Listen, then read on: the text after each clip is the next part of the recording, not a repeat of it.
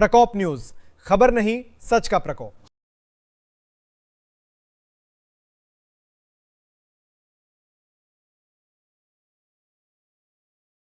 છોટાઉદેપુરથી મોટા સમાચાર। બોડેલીમાં સંત શિરોમણી શ્રી ગુરુ રવિદાસ મહારાજની 650મી જન્મજયંતિ નિમિત્તે ભવ્ય કળશ યાત્રાનું આયોજન કરવામાં આવ્યું। સામાજિક સમરસતાનો સંદેશ ગામે ગામ અને જન સુધી પહોંચાડવાના હેતુ સાથે અમદાવાદથી નીકળેલી કળશ યાત્રા બોડેલી ખાતે પહોંચી હતી। બોડેલી કોલેજ પાસે છોટાઉદેપુર જિલ્લા ભાજપના આગેવાનો અને કાર્યકર્તાઓ દ્વારા કળશ યાત્રાનું ભવ્ય સ્વાગત કરવામાં આવ્યું હતું।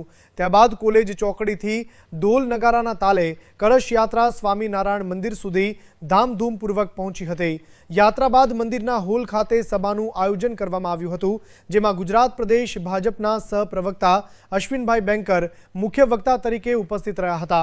તેમણે જણાવ્યું હતું કે સમાજમાં સમરસતા જળવાઈ રહે અને લોકોમાં એકતાનો સંદેશ પહોંચે તે હેતુથી આ કળશ યાત્રાનું આયોજન કરવામાં આવ્યું છે। કાશી ખાતે સંત શિરોમણી શ્રી રવિદાસ મહારાજની ભૂમિની માટી આ કળશમાં લાવવામાં આવી છે।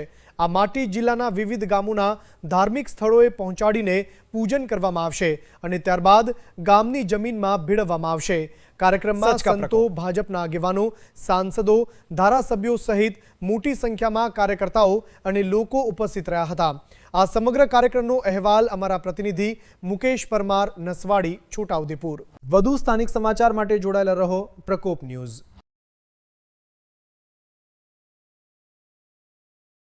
અને વિશેષ કરીને આદરણીય નરેન્દ્રભાઈ મોદીજીના સામાજિક સમરસતાનો સંકલ્પનો પ્રબળ અભિયાન, પ્રબળ ઈચ્છા શક્તિ જે છે એ દેશમાં પ્રવર્તે એના માટેનો કાર્યક્રમ ગુજરાત પ્રદેશમાંથી આજે છોટાઉદેપુર જિલ્લામાં કળશ યાત્રા આવી છે।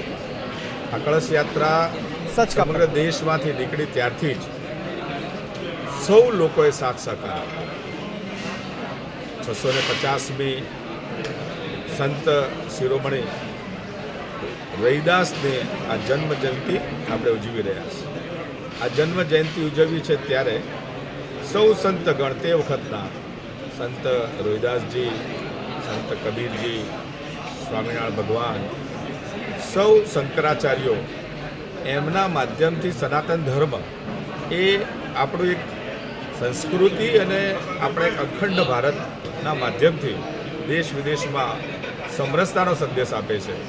ભારતીય જનતા પાર્ટીના આ કાર્યક્રમ લેવાનું કારણ કે આજે અનેક પાર્ટીઓ, અનેક એવી શક્તિઓ છે જે વિઘટન કરાવે છે, જે જાતિના ભેદભાવ ઊભા કરે છે, જે ક્યાંક ને ક્યાંક વર્ગ વિગ્રહ કરાવે છે અલગ અલગ માધ્યમથી અને ખોટો નેરેટિવ ઊભું કરીને સમરસતાને જોખમ ઊભું કરે। આ કામ સંતોનું, મહંતોનું, સમાજનું છે, પરંતુ પાર્ટી તરીકે અમારે લેવું પડ્યું છે કારણ કે અમારું દાયિત્વ છે અને પંચનિષ્ઠાનો એક ભાગ છે।